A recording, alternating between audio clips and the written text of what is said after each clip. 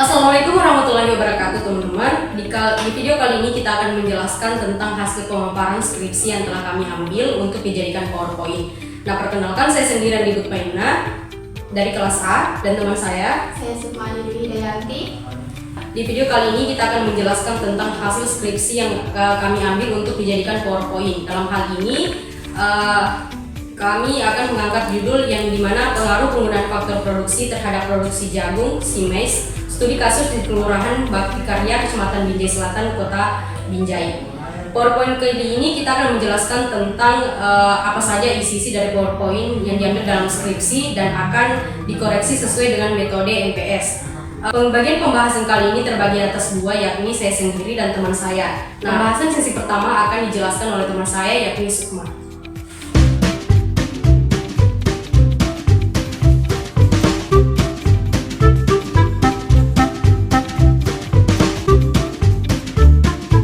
Baik, langsung saja kita masuk pada yang pertama, yaitu latar belakang penelitian. Di mana latar belakang penelitian ada 3 poin yang harus dijelaskan, yaitu yang pertama adalah jagung, ada komoditi strategi yang memegang peranan penting dalam hal memenuhi konsumsi makanan manusia, pakan ternak, bahan baku industri, dan energi atau bioetanol. Lalu yang kedua yaitu adalah permintaan yang tinggi tidak diimbangi dengan produksi lokal yang memadai sehingga perlu penelitian tentang faktor produksi yang memenuhi hasil, yang mempengaruhi hasil. Lalu yang ketiga yaitu petani perlu mengelola faktor produksi seperti luas lahan, jumlah benih, jenis pupuk dan tenaga kerja agar usaha tani menguntungkan. Baik, sedikit koreksi atau tanggapan di bagian latar belakang ini, yaitu sebaiknya pada latar belakang tidak menggunakan poin-poin seperti 1, 2, 3 agar tidak terpacu mengatakan angka-angka pada latar belakang tersebut. Baik, selanjutnya yaitu ada rumusan masalah. Berdasarkan latar belakang yang telah dikemukakan, maka penulis merumuskan yang berdasarkan penelitian ini sebagai berikut. Yang pertama yaitu pengaruh faktor produksi terhadap produksi usaha tani jagung di Kelurahan Bakti Karya. Yang kedua, berapa keuntungan yang diperoleh petani jagung di Kelurahan Bakti Karya. Yang ketiga, apakah usaha tani jagung layak di Kelurahan Bakti Karya?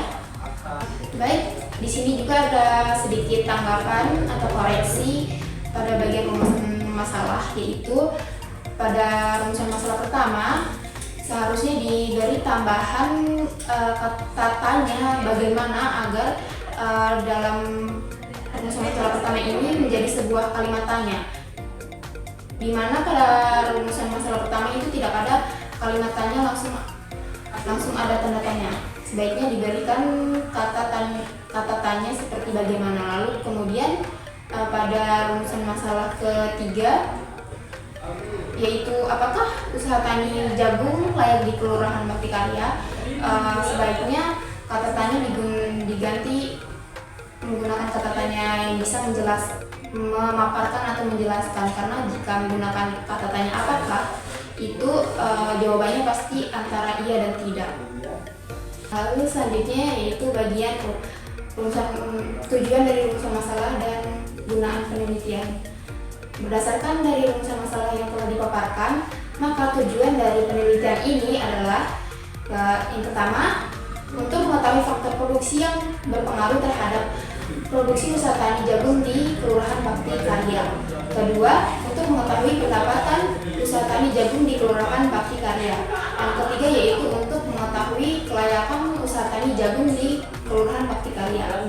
Kemudian kegunaan atau manfaat penelitian ini yaitu yang pertama, untuk pemerintah diharapkan menjadi bahan pertimbangan untuk menetapkan harga jagung sehingga bisa menaikkan pendapatan petani jagung.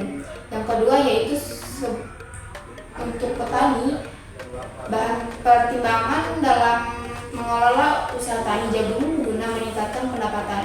Yang ketiga yaitu sebagai penelitian lain bahan referensi pembandingan atau pustaka untuk penelitian sejenis.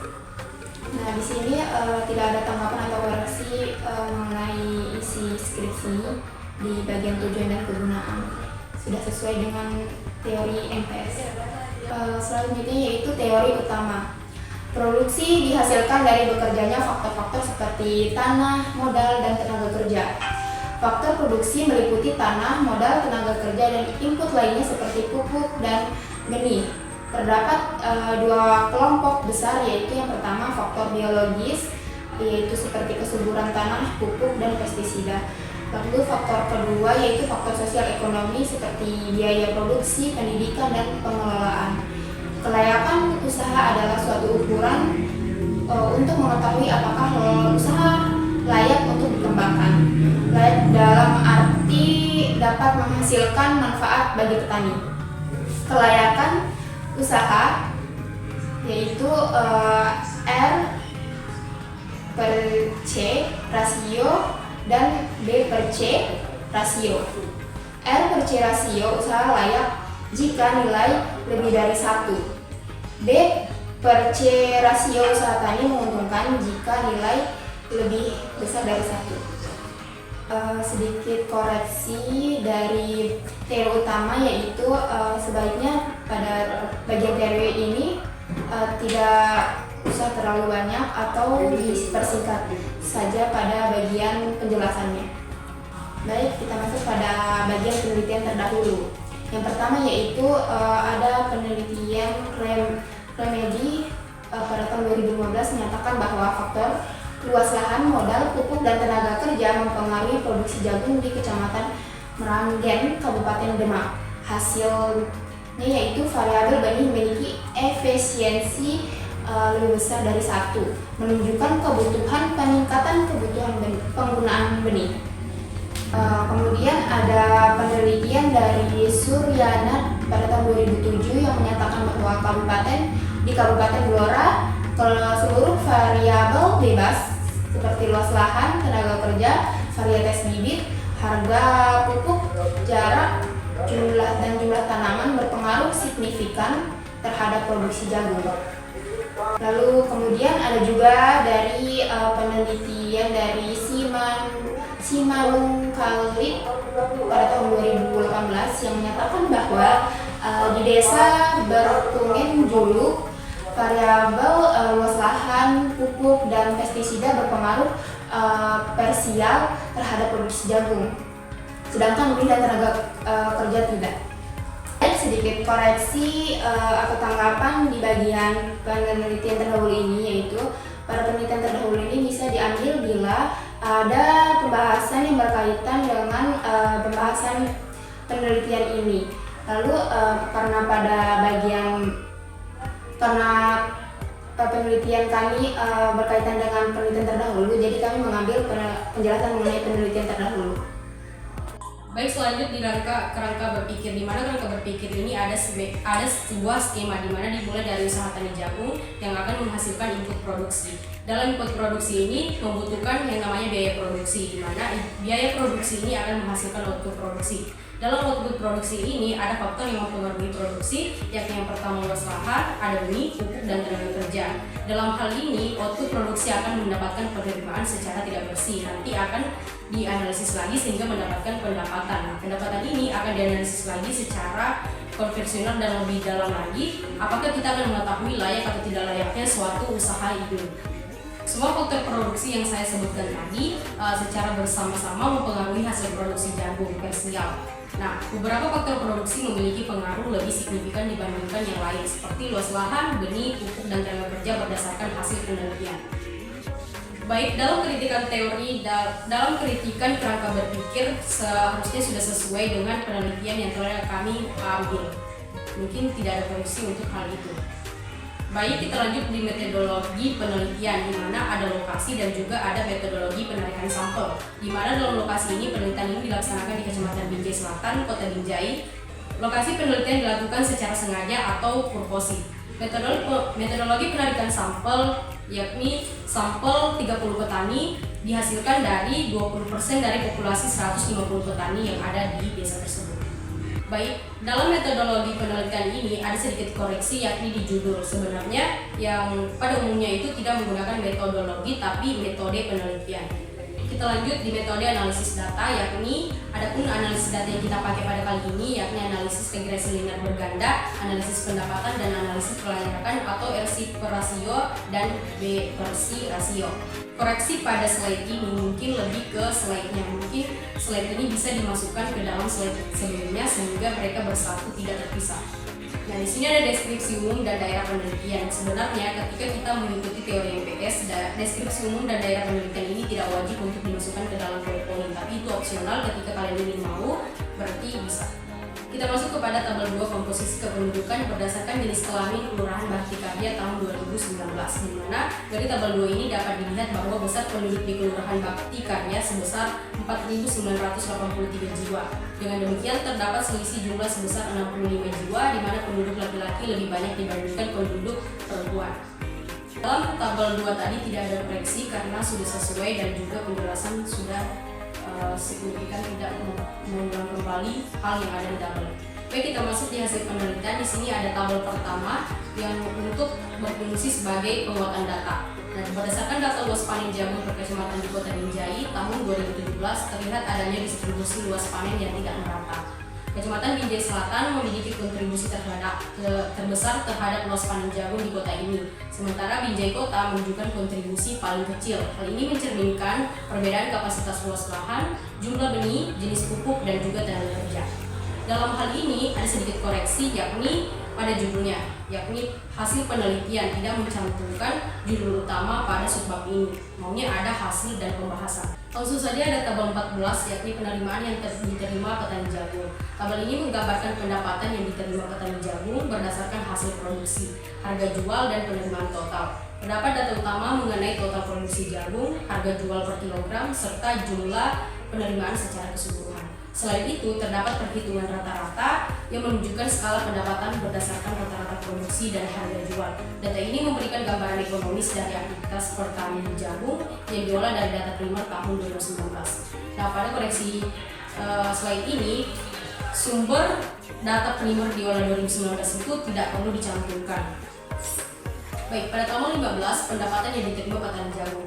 Tabel ini menunjukkan rincian pendapatan bersih petani jagung setelah dikurangi total biaya. Tabel menjadikan perbandingan antara penerimaan total dan biaya total yang dikeluarkan dalam proses produksi, sehingga pendapatan bersih sebesar Rp224.076.667 dengan rataan Rp7.469.222. Sama seperti tabel sebelumnya, bahwasannya tidak perlu mencantumkan sumber atau data primer diolah 2019 karena data ini sudah pasti atau valid bahwasanya kita yang mengolah, peneliti yang mengolahnya. Pada analisis kelayakan yang pertama ada RC per rasio, di mana RC per rasio dirumuskan dengan penerimaan per total biaya.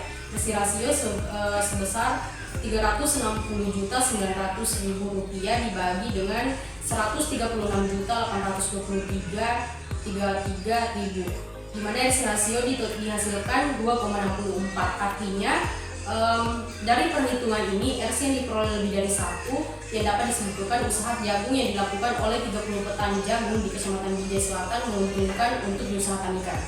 Yang kedua ada B per C rasio, di mana B per C rasio dirumuskan dengan pendapatan per total biaya.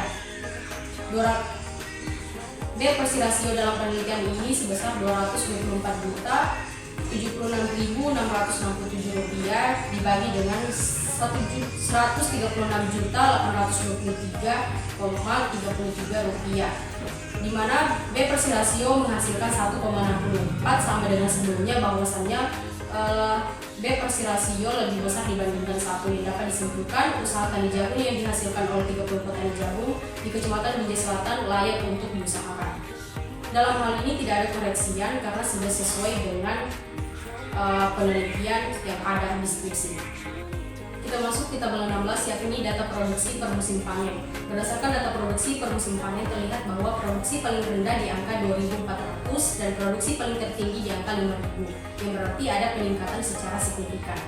Kombinasi input yang lebih tinggi cenderung menghasilkan produksi yang lebih besar. Hal ini menunjukkan adanya hubungan positif antara input X1, X2, X3, dan X4 dan output produksi yakni Y. Koreksi dalam hal ini bahwasannya tabel 16 ini sebenarnya opsional, bisa dimasukkan ataupun tidak tergantung pada hal penting yang ada di penelitian kita. Jadi misalkan kita membutuhkan data fakta yang memperkuat data, maka perlu data produksi per musim panen sebagai data perbandingan pada tahun-tahun sebelumnya.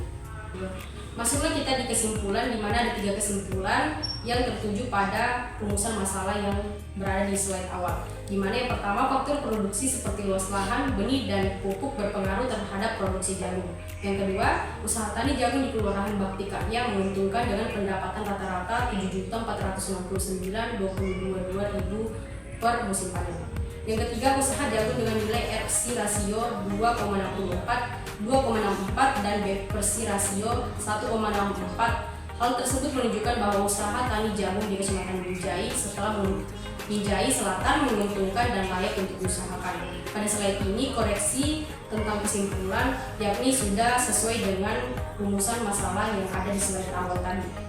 Baik, pada bagian saran penelitian ini yaitu ada 3, yaitu pertama, petani perlu meningkatkan efisiensi penggunaan faktor produksi untuk hasil maksimal. Lalu yang kedua yaitu pemerintah dapat mempertimbangkan kebijakan penerapan harga jagung untuk mendukung petani. Lalu yang ketiga yaitu adalah penelitian lanjutan yang diperlukan untuk mengoptimalkan teknologi usaha tani jagung. Koreksi pada bagian saran yaitu sudah sesuai dengan tujuan penelitian sebelumnya, yaitu sudah terimplementasi pada petani, pemerintah, dan penelitian lanjutan. Sedikit tambahan pada koreksi saran ini, mungkin tidak perlu menggunakan poin seperti titik-titik seperti ini, mungkin bisa kita tambahkan dengan poin angka saja ya. Baik, dari pemaparan PowerPoint kami sadar bahwasanya masih banyak sekali koreksi yang tidak sesuai dengan teori NPS. Maka dari itu kami akan mempelajari kembali teori NPS dengan menyandingkan PowerPoint yang akan kita buat nantinya. Dengan itu kami mengakhiri video ini dengan mengucapkan wabillahi taufiq wal hidayah. Wassalamualaikum warahmatullahi wabarakatuh.